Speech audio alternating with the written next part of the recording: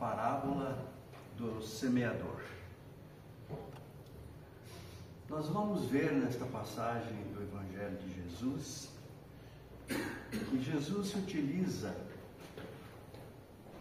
de figuras para transmitir um ensino. Aqui nós vemos, na passagem do texto do Evangelho,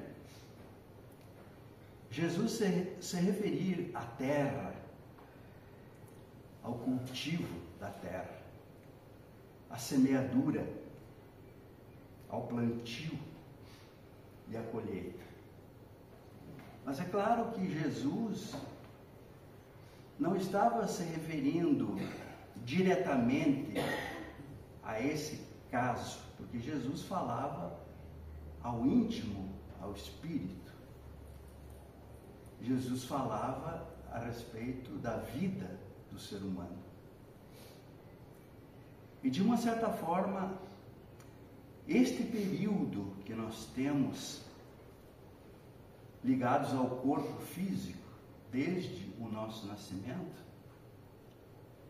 é como se fora um trabalho destinado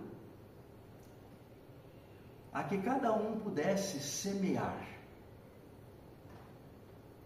para que ele pudesse ter o direito a colher.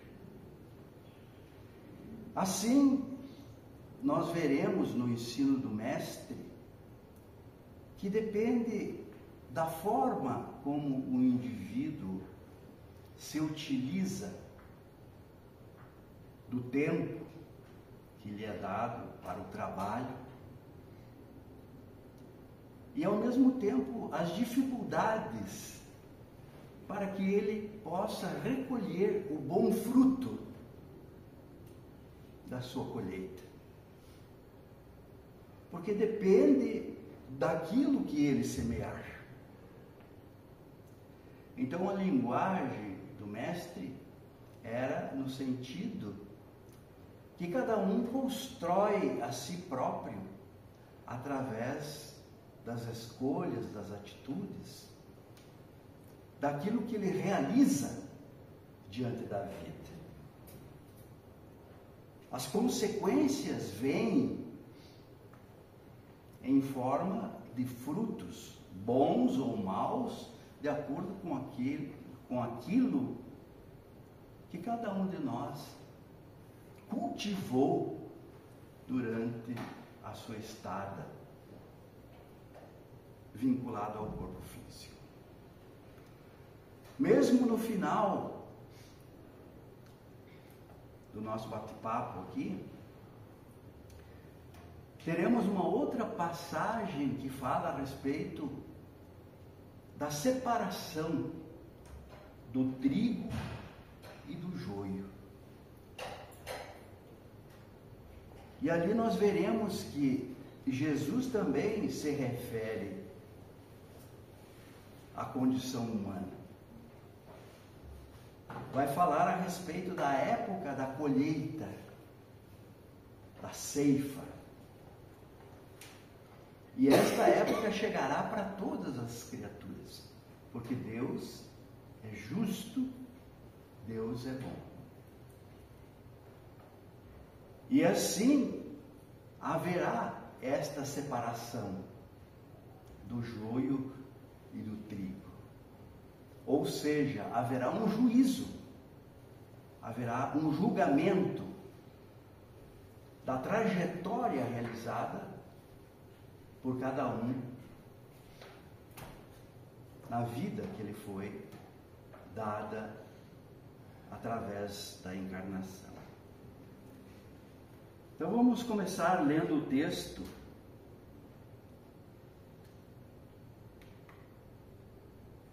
Parábola do semeador. Naquele mesmo dia, tendo saído de casa, Jesus sentou-se à borda do mar. Em torno dele logo reuniu-se grande multidão, pelo que entrou numa barca, onde sentou-se. Permanecendo na margem, todo o povo disse muitas coisas por parábolas, falando-lhes assim. Aquele que semeia saiu a semear. E semeando uma parte da semente caiu ao longo do caminho, e os pássaros do céu vieram e comeram. Outra parte caiu em lugares pedregosos, onde não havia muita terra. As sementes logo brotaram, porque carecia de profundidade a terra onde haviam caído.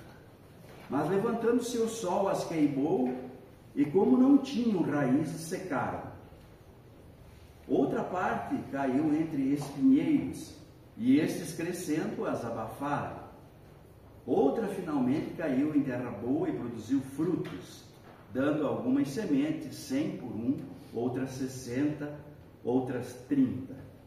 Ouça quem tem ouvidos de ouvir. Então vemos a dificuldade na semeadura. Não é simplesmente jogar a semente. É preciso que a terra esteja preparada para receber essa semente, para que a semente germine, cresça, produza e dê frutos bons. Então vejam o que Jesus coloca aqui. Parte da semente caiu ao longo do caminho, os pássaros vieram e comeram, então não teve função alguma. Essa semente nem sequer germinou. Outras caíram em meio às pedras, como não tinha terra, elas germinaram, mas não tinha profundidade essa terra, vindo o sol as queimou. Outras caíram em meio aos espinheiros, e esses cresceram e sufocaram. Mas finalmente uma parte da semente caiu em terra boa, e esta produziu. No final Jesus diz: ouça quem tem ouvidos de ouvir. Por quê? Porque nem todos iriam compreender o que ele estava falando. Nem todos teriam os ouvidos para compreender que ele não estava falando do plantio, não, simplesmente daquelas sementes. Ele estava falando das obras que cada um realiza, das atitudes, das ações, daquilo que o homem faz durante a sua vida. E isso tudo é uma semeadura. E que nós receberemos os frutos daquilo que nós semeamos. Mas veremos que Jesus vai explicar, porque Jesus, após falar a parábola, ele chamava os discípulos para explicar o significado daquilo que ele queria dizer. Escutai, pois, vós outros, a parábola do semeador. Quem quer que escuta a palavra do reino e não lhe dá atenção, vem o espírito maligno e tira o que lhe fora semeado no coração. Então, o que Jesus está falando aqui? Aquele que escuta a palavra do reino. O que é a palavra do reino? É o Evangelho. É a lei de Deus. Aquele que escuta a palavra, mas não dá atenção, que muitas vezes é contrário até aquilo que Jesus ensinou, ou até ignora. Então, para ele, esta palavra não fará sentido algum. É como a semente que caiu à beira do caminho e os pássaros comeram.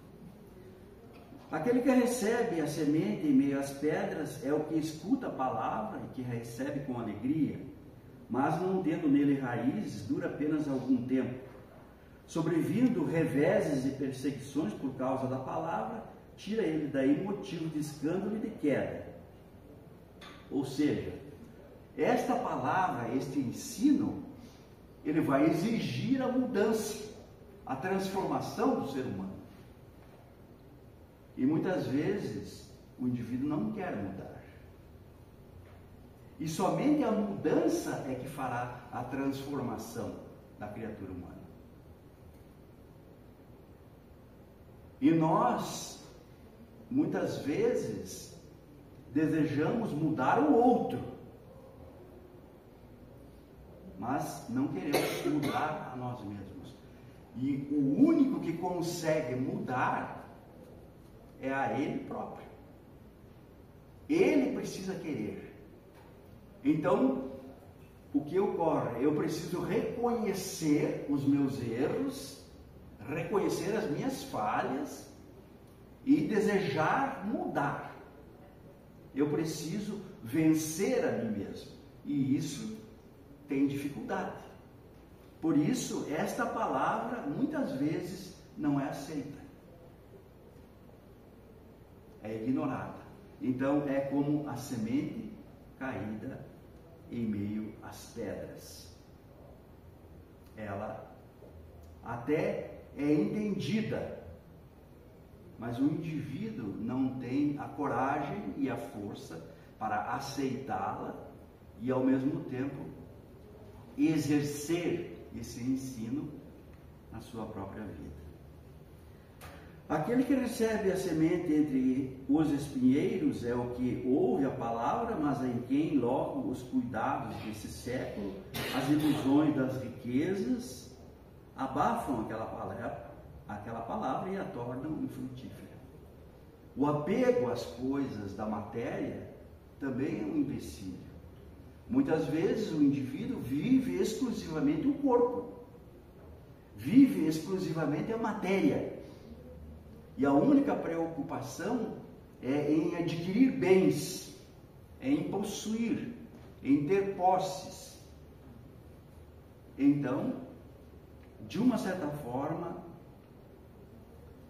a palavra também não fará com que ele tenha uma visão de mundo mais espiritualizada e compreenda que ele é um espírito ligado ao corpo e que compreenda a impermanência. Tudo é passageiro, tudo é transitório. O que é permanente na vida de cada um de nós? O que é permanente é a mudança. Porque nós nascemos crianças e nós fomos crescendo, nos tornamos adultos, envelhecemos, adoecemos, morremos. Esse é o caminho do nascimento à morte. Dentro desse período, nós observamos a lei, nós seguimos o ensino de Jesus, é isso que fala a parábola. E por isso que esta semeadura, ela é infrutífera. Aquele, porém, que recebe a semente em boa terra é o que escuta a palavra, que lhe presta atenção, em quem ela produz frutos, dando 100, 60 ou 30. Isto está segundo o evangelista Mateus, no capítulo 13, do versículo 18 a 23.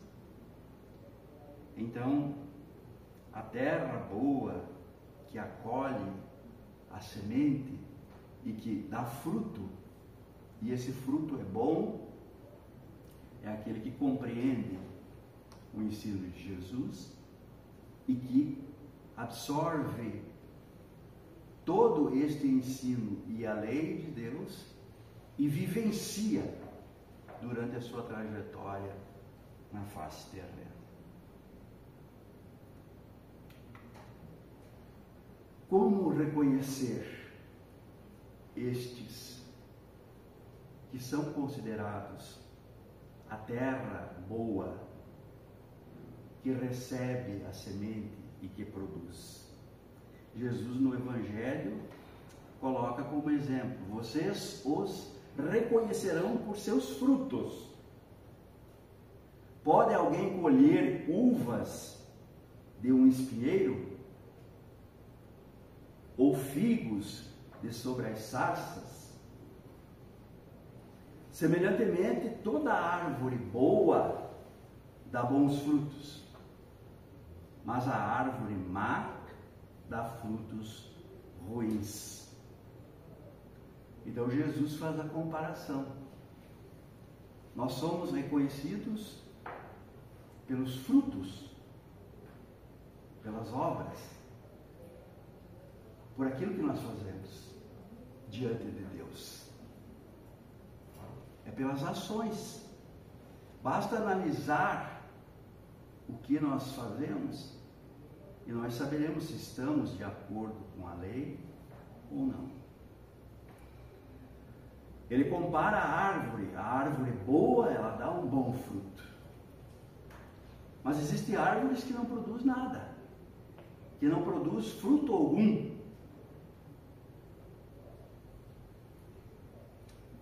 Mas, se nós analisarmos a própria natureza, nós veremos que mesmo a árvore não produzindo fruto bom, que alimenta, nós veremos que a árvore, ela produz madeira, ela produz sombra, ela faz a fotossíntese, absorve o gás carbônico, libera o oxigênio, ela dá sementes. Quantas coisas boas, mesmo não produzindo o fruto para alimentar a fome, a árvore produz. Assim também o indivíduo na face da terra. Ele poderá dizer, mas eu não faço mal a ninguém. Mas, e o bem é feito por esse indivíduo? Porque se nós exercêssemos o Evangelho em nossa vida e seguíssemos a lei de Deus, não haveria sofrimento, nem dor. Se nós sofremos, é porque não observamos a lei de Deus. Porque somos criaturas imperfeitas. Porque vivemos exclusivamente o corpo. Porque somos ainda ignorantes. Ignorantes de não saber, de não conhecer, de não entender a necessidade que temos de realizar as obras do Criador, de desempenhar a missão e a oportunidade de trabalho que nos foi dada pelo Criador. Não o trabalho propriamente dito para se ganhar dinheiro, não propriamente dito o trabalho para ter aquilo que nós necessitamos para a sobrevivência. Porque isto é algo necessário na nossa vida. Mas o trabalho maior é o trabalho do nosso interior, o trabalho da nossa mudança, o trabalho de vencer os nossos vícios, os nossos erros, as nossas imperfeições. Este é o trabalho mais difícil. Porque nós precisamos olhar para nós mesmos. E o que ocorre é que os nossos olhos estão direcionados para o outro. Nós enxergamos a falha no outro e permanecemos cegos para conosco. E na verdade nós precisamos enxergar a nós mesmos e mudar a nós mesmos, porque isso nós podemos fazer. Não podemos mudar o outro, mas podemos mudar a nós mesmos. Então, seguindo, nós vemos aqui uma frase atribuída a Marco Aurélio no livro Meditações. Não importa o que pensam, falem ou façam, eu tenho que ser justo e bom. Marco Aurélio é um filósofo estoico que viveu por volta do ano 100 depois de Cristo, imperador romano. Ele escreve isso neste livro. E através dessa frase nós vemos que muitas vezes nós estamos num meio e este meio influencia nós. Este meio nos leva. É o que muitos pensadores falam a respeito da cultura do rebanho. Ou seja, a sociedade como um todo arrasta o indivíduo. E assim oferece várias coisas para dar prazer ao indivíduo e ao mesmo tempo escravizá-lo e torná-lo presa, para ao mesmo tempo oferir lucros. E muitas vezes o indivíduo cai na dependência destas condições e acaba atingindo a si próprio, a sua saúde, o seu bem-estar, levando ao desequilíbrio, à doença. Por isso ele diz: não importa o que pensem, falem ou façam, eu tenho que ser justo e bom, eu tenho que compreender o que é melhor para mim, o que me faz bem. Eu tenho que ter a consciência do caminho que eu estou seguindo, porque tudo retorna a nós mesmos. Tudo retorna. E nós vamos ver a questão das causas. Quando nós olhamos para uma pessoa e vemos por que fulano sofre tanto, qual a causa, o que ele fez para merecer tudo isso?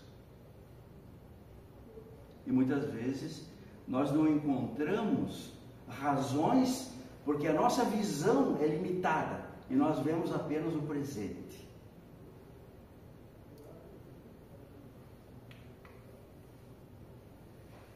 A frase, cada um colhe o que planta, é atribuída ao filósofo Cícero, 106 a 43 a.C. Ela é comumente associada à ideia cristã de que Deus é bom e justo. Bom porque cada um é livre para plantar o que quiser, mas é justo porque só vai colher o que tiver plantado. Então, cada um colhe aquilo que planta. Vemos que em Paulo, na Epístola aos Gálatas, compartilha desta ideia, pois o que o homem semear, isso também colherá. Então nós colhemos aquilo que nós plantamos. Se eu sofro, não é porque Deus está me punindo, é porque eu semeei e agora o fruto retorna da minha própria semeadura. Então, o entendimento, a compreensão fará com que eu reconheça os meus próprios erros e compreenda que a única maneira de eu encontrar a felicidade almejada, de eu ter paz, de eu avançar, de eu progredir, de eu melhorar, é pela minha própria vontade, é pela minha luta interna. Não tem outro caminho, não tem outra forma.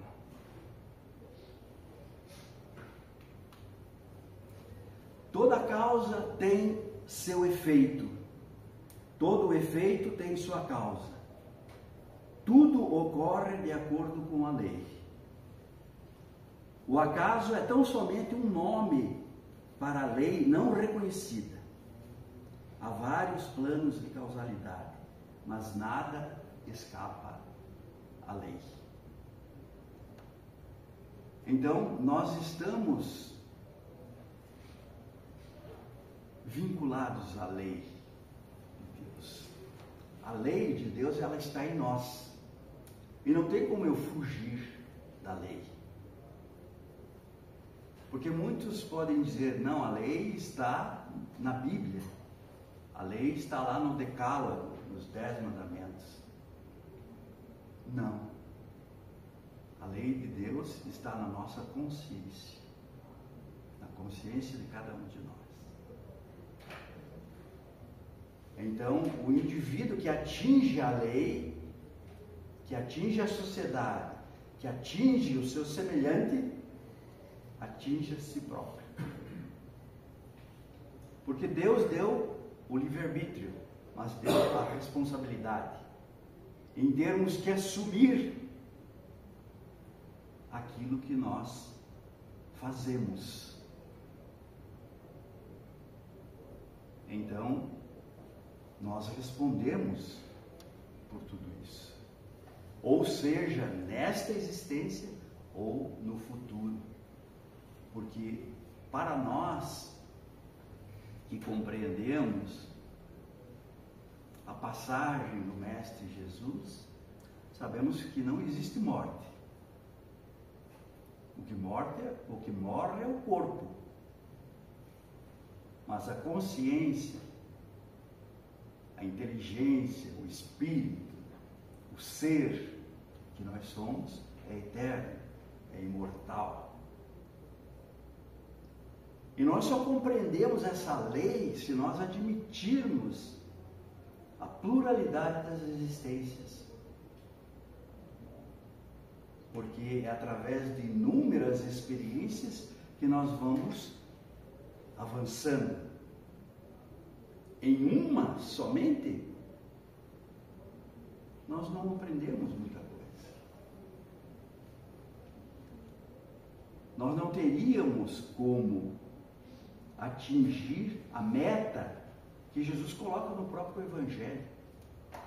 Sede perfeitos, como vosso Pai é perfeito. Como chegar à perfeição?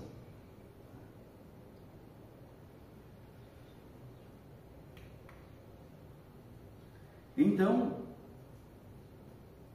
no Evangelho, Jesus se reporta: não acumuleis os tesouros da terra, onde a ferrugem e os vermes os comem, e onde os ladrões os desenterram e roubam. Buscai primeiramente o reino de Deus. Primeiro de tudo, o reino de Deus e a sua justiça. Que todas estas coisas, as coisas da matéria, vos serão dadas de acréscimo. Assim, pois, não vos ponhais inquietos pelo dia de amanhã, porquanto amanhã cuidará de si. A cada dia basta o seu mal. O que Jesus está dizendo? Deus sabe que nós necessitamos da matéria. E Deus nos deu todas as possibilidades para nós adquirirmos o que necessitamos através do nosso trabalho. Aquele que trabalha tem direito ao salário. Receberá por aquilo que produzir. Então, mas primeiramente é necessário esta visão, que nós possamos compreender que estamos de passagem por aqui. Então, aquele que muitas vezes vê apenas a riqueza, as posses, o dinheiro, e tudo na sua vida gira em torno disto, isto tudo não lhe pertence, não lhe constitui algo permanente, porque ao partir, tudo permanece na terra, e tudo vai passando de mãos em mãos, e não levamos nada disso que nós lutamos tanto para conquistar. O que Jesus está dizendo que a conquista maior é a conquista espiritual. Porque esta nós levaremos desta vida. Não se poderá dizê-lo, ei-lo aqui, ei-lo ali, pois o reino de Deus está dentro de cada um de vós. Muitas vezes a pessoa pode dizer, o reino de Deus está no céu. E Jesus aqui afirma, no Evangelho de Lucas, não, o reino está dentro de cada um de nós. E vemos aqui Hermínio de Miranda, no livro Cristianismo, Mensagem Esquecida, fazer a observação. Observadas as leis criadas pela sabedoria infinita, estaremos vivendo em nós o reino de Deus, ou seja, é para ser construído, realizado, implantado no íntimo da criatura. E isso não se faz no espaço de uma geração. Isso não se faz no espaço de uma geração. Por isso eu falei a respeito da pluralidade das existências. Jesus lhe respondeu, em verdade digo-te, ninguém pode ver o reino de Deus, novamente, se não nascer de novo. Nascer novamente. Para alcançar o reino de Deus, consta em Atos dos Apóstolos, no capítulo 14, 22. É preciso passar por muitas tribulações. A implantação do reino de Deus entre os homens é lenta, penosa e trabalhada ao longo de muitas e muitas existências. Então, este é o caminho que Jesus propõe. Quantos ainda creem que Jesus é o Salvador, aquele que salva, aquele que assume o erro de todos nós, aquele que morreu para nos salvar? Não é isso que a teologia coloca? A doutrina espírita é diferente nesse ponto, e a espiritualidade nos diz que Jesus é o mestre maior, que veio para ensinar o caminho, mas este caminho todos nós precisamos percorrer. Então, a visão é diferente para os espíritos. Aqui está a meta: sede, pois, vós outros perfeitos, como perfeito é o vosso Pai Celestial. Estas palavras, portanto, devem entender-se no sentido da perfeição relativa, e de que a humanidade é suscetível a que mais a aproxima da divindade. Em que consiste esta perfeição? Jesus diz em amarmos os nossos inimigos, em fazermos os bem aos que nos odeiam, em orarmos pelos que nos perseguem. Mostra ele desse modo que a essência da perfeição é a caridade na sua mais ampla acepção, porque implica a prática de todas as outras virtudes. Assim nós compreendemos que aquele que ama não pode ter inimigos, porque se ele reconhece no outro a figura do seu irmão, como ele poderá ter inimigos? Por isso Jesus colocou que a caridade é um amor puro que se manifesta em atitudes de benevolência, indulgência e perdão. A caridade para Jesus é a benevolência para com todos, é a indulgência para com as imperfeições alheias, e é o perdão das ofensas. O Espírito é como um vento, sopra onde quer e ouves a sua voz, mas não sabes de onde vem ele, nem para onde vai. O Espírito é como o vento. O vento, nós ouvimos o barulho do vento, mas não sabemos de onde ele vem, nem para onde ele vai. Assim é o Espírito, segundo o evangelista João. Ora, ninguém subiu ao céu, senão aquele que de lá desceu. Veja essa afirmação de Jesus no Evangelho de João, a saber, o Filho do Homem. E por fim, Kardec coloca como máxima a doutrina espírita: nascer, viver e morrer, renascer ainda, progredir sempre, tal é a lei. Então, estas indas e vindas do Espírito é constante.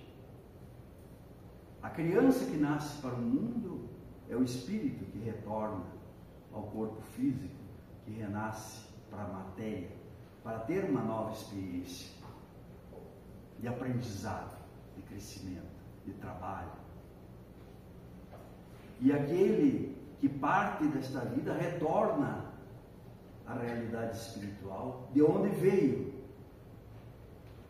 torna-se livre do corpo, sai propriamente dito da prisão do corpo, encontra liberdade. E aí é que ele faz a avaliação da sua trajetória na vida física. O homem de bem é este que compreende esse processo. É o que cumpre a lei de justiça, de amor e de caridade, na sua maior pureza. Se ele interroga a consciência sobre seus próprios atos, a si mesmo perguntará se violou essa lei, se não praticou o mal, se fez todo o bem que podia, se desprezou voluntariamente alguma ocasião de ser útil, se ninguém tem qualquer queixa dele, enfim, se fez a outrem tudo o que desejava lhe fizessem. O homem de bem é bom, humano e benevolente para com todos, sem distinção de raças, nem de crenças, porque em todos os homens vê irmãos seus, respeita nos outros todas as convicções sinceras e não lança anátema ao que, como ele, não pensa. Por fim, um mandamento maior. Qual, mestre, o mandamento maior da lei? Jesus responde: amarás o Senhor teu Deus de todo o teu coração, de toda a tua alma, de todo o teu espírito. Este é o maior e o primeiro mandamento. E aqui te diz o segundo, semelhante a este: amarás o teu próximo como a ti mesmo. Toda a lei e os profetas se acham contidos nesses dois mandamentos. Jesus resume toda a lei de Deus em um só mandamento: amar. Fazer aos homens tudo o que queirais que eles vos façam, pois é nisso que consiste a lei e os profetas. Se algo não é bom para mim, não pode ser bom para o outro. Então, Jesus ensina o caminho, traz o ensino, a palavra. Mas nós precisamos saber semear para que o fruto da nossa semeadura seja bom, para que tenhamos o mérito de receber pelo bem que realizamos durante a nossa trajetória. Aqui nós veremos então Jesus se referir a isto: O reino dos céus é semelhante a um homem que semeou boa semente no seu campo.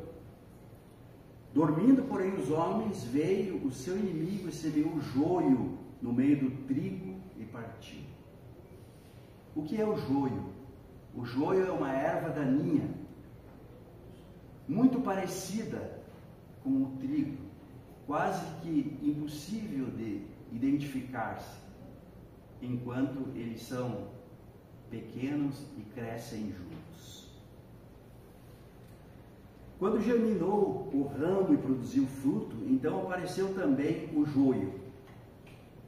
Aproximando-se os servos do senhor da casa, disseram-lhe: Senhor, não semeaste boa semente no teu campo? De onde, portanto, terá vindo o joio? E ele lhe disse: Um homem inimigo fez isso. Os servos lhe disseram: Sendo assim, queres que após sair o recolhamos? Ele, porém, disse: Não, para que ao recolher o joio não desenraizeis junto com ele o trigo. Deixai crescer ambos juntos até a ceifa, a colheita. E no tempo da colheita, da ceifa, direis aos ceifeiros: recolhei primeiro o joio e atai-o em molhos para os queimar. O trigo devem recolher aos celeiros. Então, aqui nós vemos o que significa este joio. Significa a não aceitação da palavra, do ensino de Jesus. O joio significa as ideias contrárias até mesmo à lei de Deus. Aquele que não está nem aí para com aquilo que faz durante a sua vida, que não mede as consequências dos seus atos durante a sua trajetória. E aí nós vemos que, segundo o que diz Jesus,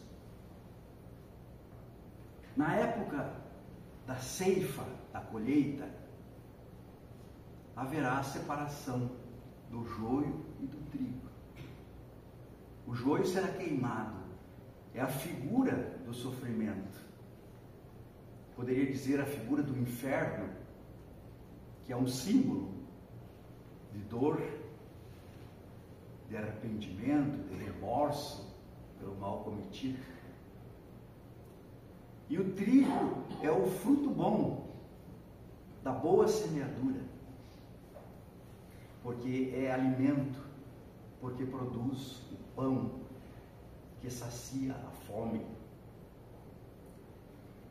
Então, nós vemos, através destas passagens, o significado do ensino do Mestre, chamando atenção para que nós saibamos valorizar a oportunidade que temos aqui no corpo físico, para que nós possamos adquirir conhecimentos que transformem a nós mesmos, que façam de nós criaturas melhores, onde possamos viver em harmonia com todos, respeitando o nosso semelhante e reconhecendo nele o nosso irmão de caminhada, estando dispostos sempre a servir, porque este é o objetivo da nossa existência: servir